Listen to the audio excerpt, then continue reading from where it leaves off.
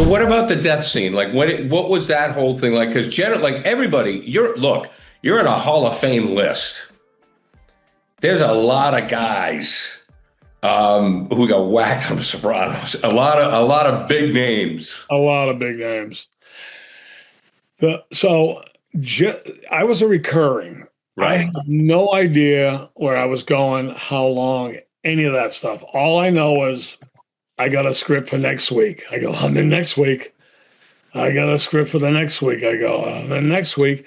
And even guys like Tony Sirico and guys of that level, we'd stand around and go, am I getting whacked? You hear Well, anything? look at what happened to Pussy. Right. They were asking me. I go, there they are, staples of the show. Asking me if I heard anything. Am I getting whacked? I go, I don't know. Am I? And it was kind of like that. Nobody really knew what was happening. They didn't even let the actors know. James probably knew stuff. Um, but the next tier down, we didn't really know. You know, yeah, I want to kill you off in 2 months. No, they No, wait none of to get that. closer. So just 2 weeks before he gave me the call, I saw him in the hallway, David Chase. And he wasn't a very gregarious kind of Italian like Italians could be. He was more muted type. He's a writer. Yeah, it was kind of like so he goes, "Oh, by the way, John, I love everything you're doing on the show." I went, like he patted me on the head. I walked away. I went, "Oh God, that's what I'm doing on the show." 2 weeks later, I get a phone call.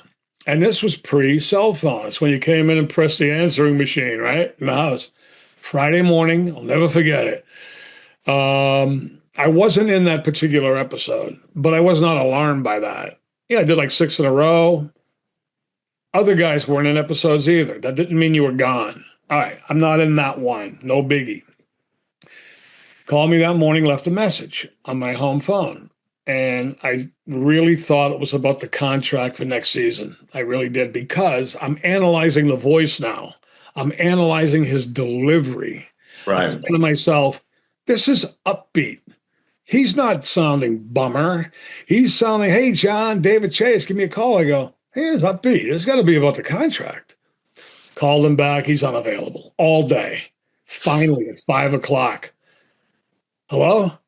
This is a call I hate to make. I'm like, Oh no. I go, yeah. I go, it was Gary. It was like a real person passed away. Yeah. You get horrific news about. I took it just like that. Well, he did too, I'm sure, because he's killing a character. I was like my jaw was. I go, what? What? He goes, sorry. We love you, but you know. I go, can you kill somebody else? I mean, and going on like that. And I go, oh my God. If you were listening from the other room, you would have thought I was talking about a real person dying. I go, when? When? He goes, next show. I go, oh my God. How? Then he told me how. I went, my tone changed. I go, what? No fucking way. It's going to be great. I go, that sucks. I go, really? Like that? I go, how about Sonny at the toll booth? Nah, everybody. For those who didn't see it, describe it. Yeah, so I end up dying of a heart attack abruptly on the toilet. Bing, bang, boom. But okay, stop for a minute. Stop for a minute right there. That's what made that show great. Real life. Well, exactly, because it wasn't stereotypical, No. you know, it was real life. I mean, even when Gandolfini, I'm trying to remember, oh God, there's so many of them. Did Silvio become boss when Gandolfini's in the hospital? Like, remember, he gets so Yeah. Silvio becomes boss. He has a panic attack Right. because he can't handle being boss. Right. All right, you would never write that in a like 1960s or 1979 crime movie. He's got to be tough. He's got to be the boss. I mean, what I thought the reason why The Sopranos worked is because you were real people and he humanized you guys. Yeah.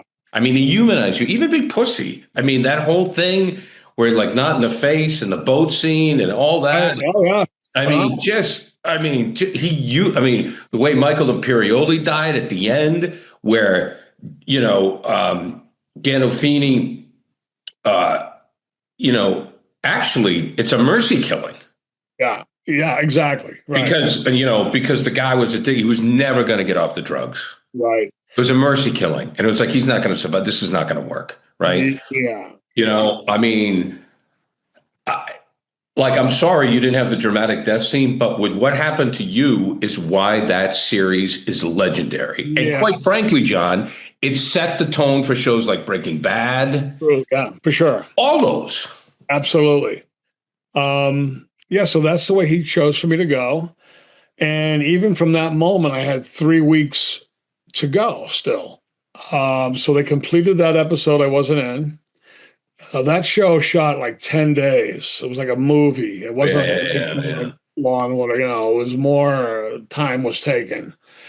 So I went back, and I felt I had 3 weeks still ahead of me. And I almost forgot for a while that was coming. That death scene would be coming down like 3 weeks from now. And I'm there, and I kind of sort of put it out of my mind somewhat.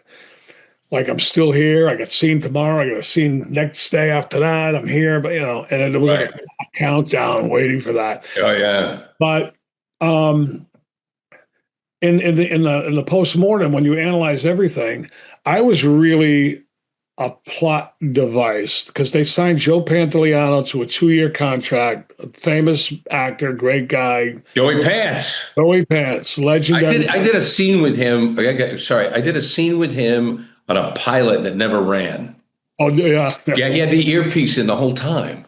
Yeah. I'm like, how do you do that? I mean, he didn't know the lines. He just gave him through the ear the whole time. Yeah, he had index cards in one of the scenes, and we were in the emergency room over there. He had him in the corner, but he delivered. No matter what he did, he wasn't at the Brando level where he was like clueless. Yeah, Joey Pants. He could do anything.